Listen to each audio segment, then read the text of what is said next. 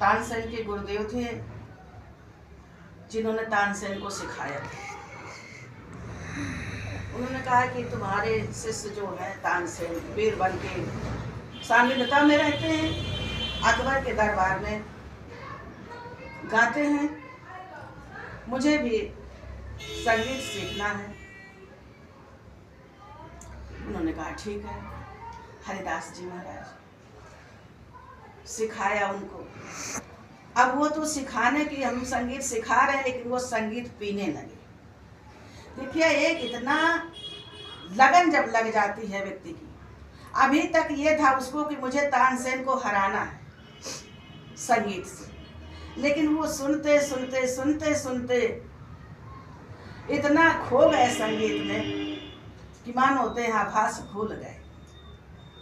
अब वो जहाँ बैठते वहीं संगीत शुरू कर देते, मस्त हो गए। गुरुदेव ने कहा तुम्हारी शिक्षा तो पूरी हो गई, अब तुम जा सकते हो। उसने कहा ठीक है।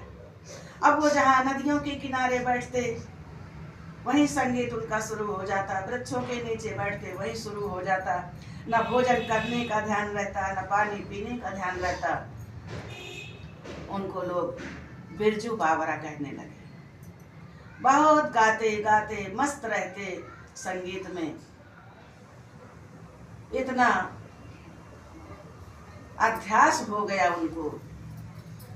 एक दिन वो भूल बस फिर उसी नगर पहुंच गए और एक वृक्ष के नीचे वो अपनी वही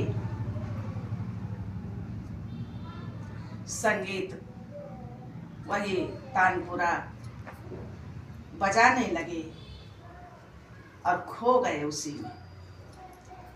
राजा के सिपाहियों ने देखा, वाह इतना सुंदर भजन, इतना सुंदर राग, इन्हें तो सम्राट के पास ले जाना चाहिए। उन्होंने कहा चलो हमारे अकबर के पास दरबार में चलो, तुम्हें बहुत इनाम मिलेगा। चले गए। दरबार में जाकर के जब देखा सामने बीरबल और तानसेन, तब उसको ध्यान आया, अरे इसीलिए तो मैं ये संगीत सीखने गया था। आज मुझे भाग्य ने फिर वहीं पर ला कर खड़ा कर दिया। राजा ने कहा सुनाओ। उन्होंने कहा महाराज आज मैं पहले तानसेन को सुनूंगा। तानसेन पहले सुनावे अपना संगीत, फिर मैं सुनाऊंगा। तानसेन शुरू हो गए और जब तानसेन अपना पहले संगीत गाना शुरू किया तो जो बजाने वाले मंजीरे थे वो पिघल गए और पिघल के बिल्कुल बर्फ जम गए, जैसे मोम जैसे पिघल के बिल्कुल मोम बन गए, टगल गए और जम गए।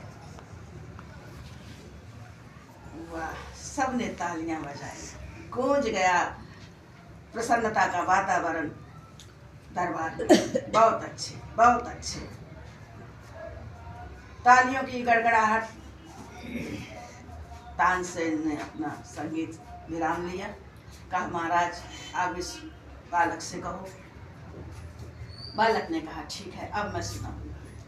महाराज आज मैं सुनाऊंगा अपना संगीत, अपने जो महल में आपकी रानियां पटरानियां जो भी हैं सबको बुला लो, और जितना आपके खजाने में स्वर्ण है, आभूषण है, वो सब यहाँ मंगवा लो। राजा ने कहा ठीक है, मंगा लेते। काफी मात्रा में आभूषण मंगाए गए और सभी रानियां उनकी बेगमें आई सुनने के लिए। आज बिरजू बावला ने अपना संगीत शुरू किया। तो कहते हैं कि जब वो अपना संगीत शुरू किया, गाया, तो वन से, जंगल से सारे हिरन वहां आ गए,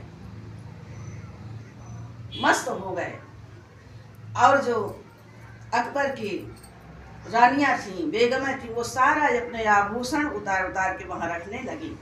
और वो जो हिरण थे, 12 सिंगे थे, वो सारे आभूषणों को अपने सींगों में पहनने लगे और पहर पहर के आभूषण वन की ओर प्रस्थान करने लगे। तब तक संगीत का विराम हुआ, तालियों की गड़गड़ाहट, वाह जय हो बिरजू बावला, जय हो, वाह संगीत, क्या सुंदर संगीत। सबने आंखें खोली तो देखा कि ये वन के पशु, हिरण सारे आभूषण पहन लिए। वाह, इतना सुंदर संगीत आपने गाया।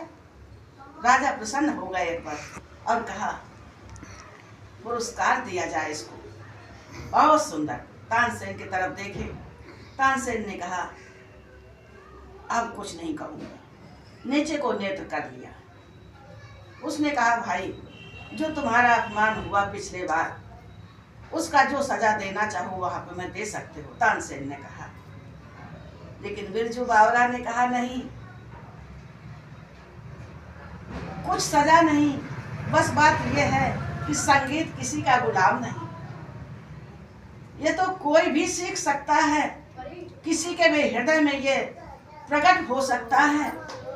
कभी किसी चीज का अहंकार नहीं करना चाहिए।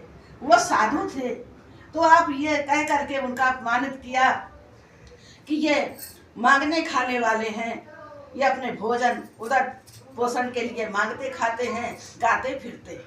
ऐसा नहीं है, राग भले ना हो लेकिन जो हृदय के उद्गार होते हैं वो दूसरे व्यक्ति का नहीं परख सकता है। इसलिए कभी किसी का हंसी नहीं उड़ाना चाहिए, मजाक नहीं उड़ाना चाहिए। मैं वही बालक हूँ जो छोटा से उस झुंड में था साधुओं के। आज मेरे को परमात्मा की, गुरुदेव की कृपा, और वही हरिदास जी महाराज जो तुम्हारे गुरुदेव हैं वही मेरे गुरुदेव हैं। इसलिए तुम मेरे गुरु भाई हुए तो तुम मेरे जेठे भाई हो।